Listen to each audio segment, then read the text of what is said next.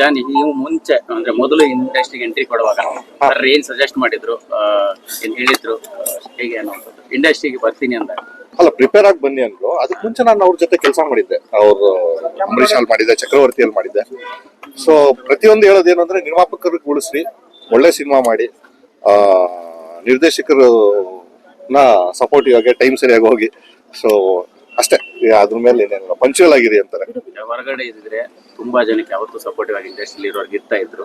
ನಿಮ್ಗೂ ಆ ಕೊರತೆ, ಆ ಬೇಸರ ಸರ್ ಇದೆ ಸರ್, 100% ಇದೆ. ಅದು 100% ನಮಗೂ ಇದೆ. ಸೊ ಎಲ್ಲ ಒಳ್ಳೇದಾಗ್ಲಿ ಅಂದ್ಬಿಟ್ಟು ನಾನು ಇದು ಮಾಡ್ತೀನಿ. ಇವಾಗ ಕಾನೂನು ಪ್ರಕಾರ ಏನ್ ಇದು ಮಾಡ್ತಾರೆ ಅದನ್ನ ಹೋಪ್ಸ್ ಫಾರ್ ದಿ ಬೆಸ್ಟ್ ಅಂತ ಅವಕಾಶ ಸಿಕ್ಕಿಲ್ಲ ಸರ್ ನಮ್ಗಿನ್ನು. ಸೊ ಹೋಗ್ಬೇಕು ಅಂತ ಕಾಯ್ತಾ ಇದೀನಿ. ಬಟ್ ನೋಡೋಣ ಸರ್, ಇವತ್ತಿರೋ ಸಿಚುವೇಶನ್ಸ್ ಬೇರೆ ಇದೆಯಲ್ಲ, ಅದು ಎಲ್ಲ ಒಂದು ಟೈಟ್ ಸಿಚುವೇಶನ್ ಮಾಡಿದ್ದಾರೆ. ಸೊ ನಮ್ಗೆ ಹೋಗಕ್ ಆಪರ್ಚುನಿಟಿ ಸಿಕ್ಕಿಲ್ಲ. ಅವ್ರ ಸಿನಿಮಾ ಕೂಡ ಈಗ ರಿಲೀಸ್ ರೆಡಿ ಆಗಿರ್ತಕ್ಕಂಥದ್ದು, ಸಾಕಷ್ಟು ಪ್ರಮೋಷನ್ ಕೂಡ ನಡೀತಾ ಇದೆ. ಹೌದು ಸಿನಿಮಾ ಭಾಗಿ ಆಗ್ತೀರಾ ಅಂತ?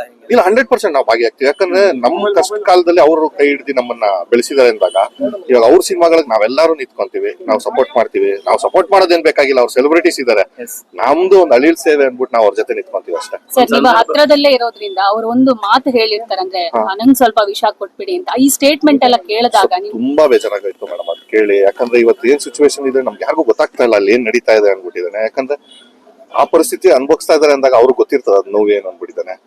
ಬಟ್ ಎಲ್ಲ ಒಳ್ಳೇದಾಗ್ಲಿ ಅಂತ ಕೇಳ್ಕೊಂತೀನಿ ಸರ್ಗೆ. ಅದೇನೋ ಭಾವುಕನ ಆಗ್ತೀನಿ ಅಂತ ಮಾತಾಡಕ್ಕೆ ಆಗಲ್ಲ. ಸಂದರ್ಭದಲ್ಲಿ ಒಳ್ಳೇದು ಕೆಟ್ಟದ್ದು ಎಲ್ಲರೂ ಕೂಡ ಚರ್ಚೆ ಆಗ್ತಾ ಇರುತ್ತೆ. ನಿಮಗೆ ಅವರ ಯಾವ ಘಟನೆ ನಿಮ್ಗೆ ತುಂಬಾ ಕಾಡುತ್ತೆ ಅಂತ ಪ್ರತಿ ಸಾರಿ ದರ್ಶನ್ ಸರ್ ಅಂದ್ರೆ?